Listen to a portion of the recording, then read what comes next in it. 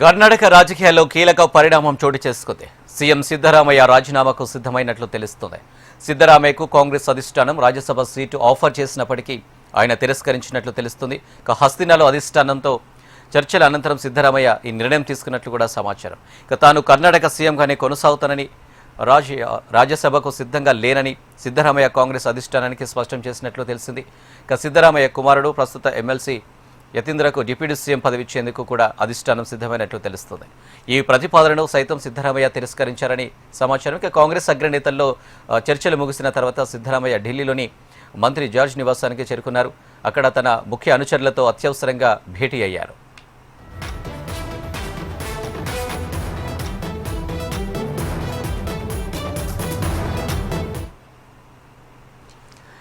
ఢిల్లీలోని ఇందిరాభవన్లో Rahul Gandhi, Mallikarjuna Kharge, Siddaramaiah, DK Shivakumar, KC Venugopal సహా పలువురు నేతలు సమావేశమయ్యారు.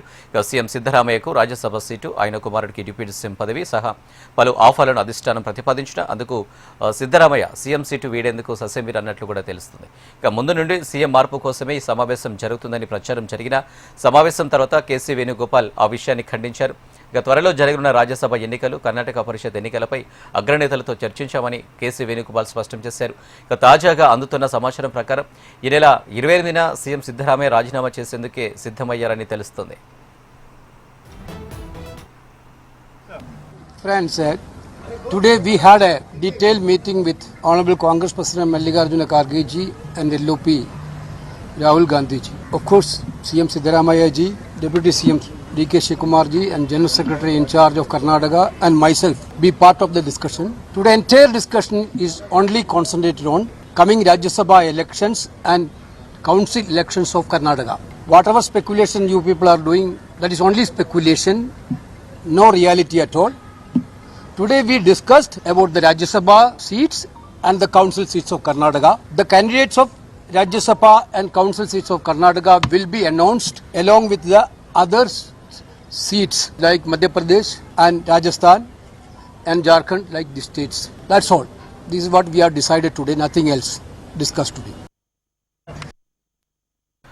కర్ణాటకలో ప్రభుత్వం ఏర్పాటు సమయంలోనే అనేక నాటకీయ పరిణామాలు చోటు చేసుకున్నాయి. చివరకు డీకే శివకుమార్కు డిప్యూటీ సీఎం ఇచ్చి సిద్ధరామయ్యను సీఎంగా ప్రకటించారు. ఆ తర్వాత పలుమార్లు శివకుమార్ సీఎం కుర్చీపై కూర్చుంటారనే ప్రచారం జరిగింది. ఢిల్లీ వేదికగా సమావేశాలు కూడా జరిగాయి. ఇప్పుడు మరోసారి కర్ణాటక రాజకీయ పరిణామాలు తెరపైకి వచ్చాయి. డీకే శివకుమార్ సీఎం కుర్చీని అధిష్ఠించబోతున్నట్లు తెలుస్తుంది. అయితే రాజ్యసభ సీట్ను తిరస్కరించిన సిద్ధరామయ్య ఎలాంటి నిర్ణయం తీసుకుంటారన్నది కన్నడ నాట తీవ్ర ఉత్కంఠంగా మారింది.